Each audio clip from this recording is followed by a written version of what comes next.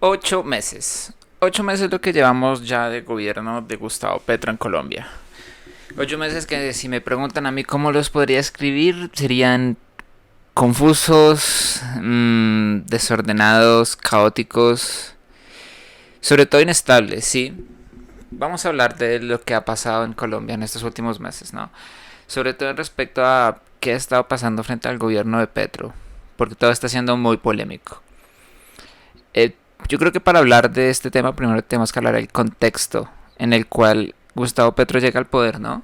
Gustavo Petro llega al poder en una Colombia que está básicamente cansada, harta, no podía más en lo que popularmente se le conoce como la derecha, ¿no? Venimos de ser un país básicamente dominado por la derecha. Eh, para nadie es sorpresa que básicamente las administraciones que han venido a Colombia han sido básicamente de esta categoría, o por lo menos como se entiende el término derecha.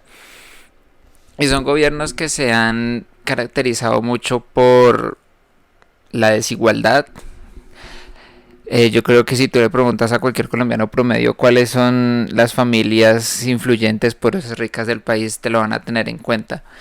Entonces siempre hay como una distinción muy clara aquí en la plata, no la plata, la clase media, no la clase media.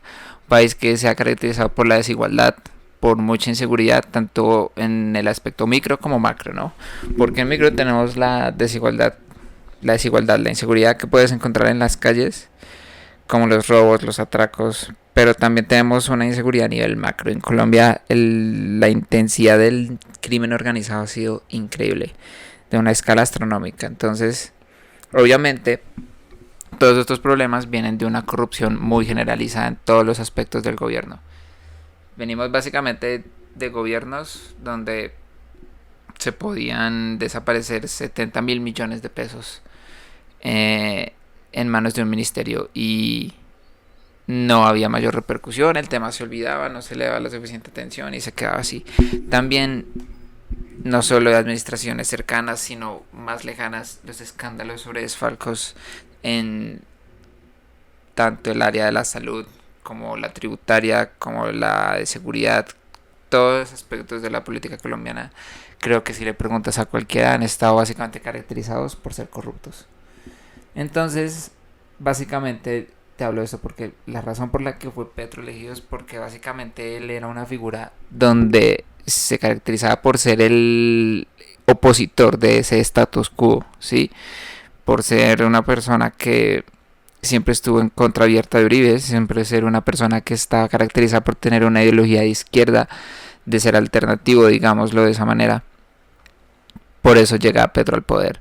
Básicamente también es la suma de que viene de ser elegido en una terna donde básicamente las opciones eran malísimas. Estábamos entre básicamente candidatos como Sergio Fajardo, que hablaba de ballenas en vez del país, que básicamente también, yo qué sé, Ingrid Betancourt, que dijo abiertamente que las mujeres se hacían violar, ese tipo de cosas. Entonces, digamos que hasta cierto punto el camino estaba muy servido para Petro en el poder. Las condiciones ya estaban listas, en especialmente porque hay un cambio muy generacional en Colombia. Hablar de la división ideológica entre las generaciones de Colombia es un tema muy difícil, pero ya estamos en ese punto demográfico donde los jóvenes ya tienen más influencia en la democracia y las generaciones antiguas con sus ideologías, su historia, sus costumbres y todo cada vez disminuyen, ¿no? Obviamente todo esto lleva a que una persona como Petro llegue al poder. ¿Por qué llega al poder? Porque se espera mucho cambio, o se esperaba mucho cambio de su parte. Él tenía que ser la persona que iba a quitar la desigualdad, iba a dar por la seguridad, iba a optar por la equidad, la igualdad, que hubiera más peso en el gobierno, en la seguridad social y en el bienestar general, ¿no? Tenemos que dar un repaso por todo esto porque básicamente creo que podemos decir que hemos salido por lo menos en sus primeros 8 meses bastante decepcionados. Empecemos por la economía. No pretendo decir que arreglar la economía colombiana es algo que sea posible en 8 meses, porque no lo es. En especial porque básicamente un presidente no recibe un país con una economía nueva. Los problemas económicos que tiene Colombia no son necesariamente culpa de él, porque él recibe un gobierno del cual digamos que tampoco la economía era su mayor virtud, ¿sí? Aunque no sea culpa de él inicialmente, sí es responsabilidad suya mejorar el asunto. Y está no solo en las expectativas que él pone en su campaña, sino en el común denominador de que básicamente cualquier presidente tiene que hacerse cargo del bienestar económico de su país.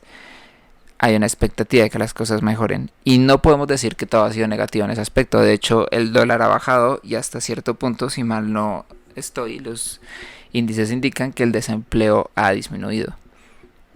Pero también es verdad que cada vez menos colombianos quieren endeudarse porque las tasas de interés son astronómicas, entre muchas otras cosas, pero básicamente lo mayor aquí a ver es el, la inflación. La inflación es en Colombia en este momento es un punto muy crítico, está en el 13.28%, perdón. Esto básicamente hace que todo sea demasiado caro, ¿sí? Y siendo un presidente que básicamente llega a su poder bajo la promesa de que Colombia va a ser un país más desigual, el hecho de que las cosas sean más caras solo abre esa brecha de desigualdad, la vuelve más grande. Y a pesar de que podríamos o no argumentar de que Petro puede estar o no haciendo su esfuerzo a su manera para mejorar la economía, también es verdad que no ayuda mucho al sector económico que él con sus trinos de Twitter espante mucho a los inversores extranjeros y las puertas de Colombia a la economía extranjera, debido a que al parecer una vez agarra el celular y empieza a tuitear, el petroconciliador desaparece y se vuelve en un autoritario de cualquier cepa, como cualquiera que tú hayas conocido en la historia de la humanidad. Entonces, también podemos hacerlo responsable de muchos aspectos en los cuales Colombia ha quedado en un aspecto delicado frente a la imagen de países externos. Ni siquiera solo por su propia gobernación, sino porque muchas veces también Petro se lo ha buscado, sin mencionar, por ejemplo, las declaraciones abiertas que hace frente a gobiernos como el de Ecuador, como el de El Salvador, entre otros. Yo creo que todo esto ha generado una desconfianza mucho más grande a su imagen. Cuando Petro se posicionó el 7 de agosto del año pasado, el 48% de una encuesta por Inbamer creía que las cosas en el país estaban empeorando y hoy esa cifra ya llega al 67%. Claramente no está viendo una mejora, por lo menos en la percepción que tiene el común denominador del país. Ahora, también se escoge mucho a Petro bajo la premisa de que él tiene la clave para mejorar el aspecto de la seguridad, como decía en un principio, a nivel macro. Hablando de las grandes organizaciones criminales, porque él viene con la promesa de la paz total, de que las grandes organizaciones guerrillas y criminales van a desistir en su gobierno porque él va a crear acuerdos de paz que van a garantizar la seguridad, sobre todo en las áreas más rurales del país. Pero lo que ha caracterizado hasta ahora esta parte es básicamente descontrol de zonas, debido a que los preacuerdos o básicamente condiciones que ha accedido el gobierno para entrar en negociaciones han hecho que las guerrillas y los grupos armados se sientan con libertades de las que antes incluso no tenían, llegando a situaciones como ver videos donde disidencias de las FARC o el ELN caminan como Pedro por su casa en zonas del país donde antes no era común ver eso, ¿sí? Parte de todo también se ha caracterizado, creo yo, por una breve percepción de desconfianza entre las fuerzas del país y él. No olvidemos que obviamente Petro viene de ser un guerrillero. Petro es un ex guerrillero y por tanto un viejo enemigo de las Fuerzas Armadas. Pese a que presuntamente Petro nunca agarró un fusil y disparó balas, sí pertenecía a la ley ideológica del M-19. No está de más mencionar que esto es demostrable gracias a la increíble relación que ha tenido el presidente con personalidades como el general Zapatero. Sí. Es aquí, yo creo que me está reflexionar acerca de lo difícil que puede llegar a ser gobernar debido a la diferencia que hay entre las historias de diferentes aspectos políticos del país, ¿no? Nada parece tampoco mejorar en ese aspecto. De hecho, este puede ser el más delicado. En Santander, por ejemplo, el panorama no es alentador. También pasamos, si por ejemplo pensamos en el Magdalena Medio, las muertes han aumentado un 170% más o menos. El secuestro se dispara un 43.6%. Los robos han crecido también, el incremento de las extorsiones. Por ejemplo, si pasamos por el aspecto del supuesto acuerdo que se está gestionando con el ELN, todo han sido baldados de agua fría. Básicamente por descoordinaciones que hay en el mismo gobierno entre diferentes declaraciones han hecho que básicamente el ELN parezca que se baja del barco cada vez que se habla respecto a este tema, ¿no? Tanto así que ha llegado entre este tema, ha generado rifirrafes entre el presidente y la fiscalía. Con el fiscal Barbosa, por ejemplo, ya han sucedido muchas cosas. El fiscal, por ejemplo, ha manifestado que, por ejemplo, muchos narcos que se sometan a estas diferentes estrategias que está planteando el gobierno de Petro podrían pagar ni un solo día de cárcel ni ser extraditados y además podrían quedarse con una parte de su capital legalizado. Cifras que hasta en muchos ejemplos pueden subir entre los 2.8 millones de dólares. Imagínense eso. Se han visto, por ejemplo, actos como desbandada de 98 oficiales u oficiales de la fuerza pública que presentan retiros voluntarios.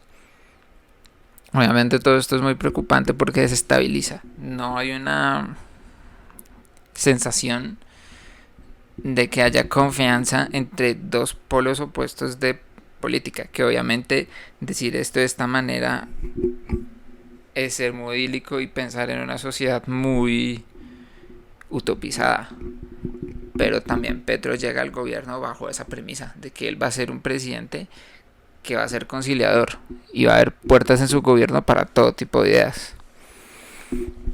Pero yo creo que ese es el punto donde el gobierno de Petro está flaqueando más. Porque, por ejemplo, sus proyectos de ley muchas veces son ambiciosos. Nada más podemos sentarnos a hablar de su reforma a la salud, que no podemos ponernos a analizar acá porque básicamente el video sería eterno. Pero tú puedes estar más o menos de acuerdo con las ideas que Petro propone en el plan. Lo que sí es casi seguro es que las transiciones que hay entre el sistema que ya hay y el sistema que él propone son muy inexactas. Esto ha hecho que haya habido varias partes del gobierno que se hayan salido de ese barco. Y esto solo ha hecho como que resalte más la verdadera cara autoritaria que tiene Petro. Porque realmente llegar al poder, sobre todo en un país como el que es Colombia, siempre es un trato con el diablo. Acá toca hacer tratos para llegar al poder, si no básicamente es imposible. Y Petro, aunque no lo parezca, consigue embolsillarse a partidos como el conservador, el liberal y el de la U para que sean partidos de gobierno. Partidos que a priori son partidos hiperconservadores, básicamente históricos en la historia de Colombia, y a priori van en contra de muchas de las ideologías y muchas de las premisas por las cuales Petro llega al poder. ¿Qué pasa? Petro llega a estas alianzas, obviamente no son gratis. Una vez llegas al gobierno tienes que pagarlas. Muchas de estas bancadas, Partido Liberal, Conservador de la U, lo que quieras. Una vez Petro es presidente, obviamente Petro tienes que darle espacio a estas facciones de poder como un pago por estos favores políticos. Pero una vez que se empiezan a ver las verdaderas escalas de los proyectos que tiene planeado Petro realizar en Colombia, obviamente va a encontrar oposición en estas partes. Y ya hemos visto respuestas de Gustavo Petro como decidir básicamente quitarle el puesto a bancadas de ministros porque simplemente sus reformas no son aprobadas. Él ya se ha excusado de que básicamente defender sus ideas es defender los 11 millones de votos que él consiguió para sentarse en su increíble silla de la Casa de Nariño. Pero otra vez tenemos que recordar lo que decíamos al principio del video, cómo llega Petro al poder. Petro llega al poder básicamente siendo el resultado de un país hiper resentido por una facción política, y también llega al poder siendo el ganador entre candidatos que básicamente no valían de a mucho. Y lo que se está empezando a preocupar es que la cara que está empezando a dar Petro es que está un poco desesperado y está frustrado porque las ideas por las cuales él se siente responsable, las ideas por las cuales se le votó, no se van a poder llevar a cabo porque las democracias no funcionan como una persona llegando al poder a hacer lo que quiera. Las democracias funcionan bajo la premisa de que el poder tiene una división. Y ya hemos escuchado a Petro decir cosas como que el fiscal general de la nación es su empleado, o sea que él es el jefe de él y que por tanto él tiene que responder a él. Cuando el fiscal general de la nación responde a la rama del poder judicial y él pertenece a la rama del poder ejecutivo. Si es verdad que un presidente es la mayor figura de autoridad, pero eso no lo hace, bajo el concepto democrático, pasar por encima de la rama judicial como si él fuera el jefe de cualquier cosa que hay en el país. Las cosas no funcionan así. Y que haya despidos de ministros porque no se aprueben sus reformas y que haya declaraciones de autoridad frente a figuras que no deben ser subyugadas, nada más porque cuestionan su autoridad, nada más habla de un presidente que es muy testarudo, muy cerradamente, y que a pesar de la imagen que él mismo quiere dar al mundo, no le gusta el no como respuesta y no le gusta la oposición como respuesta.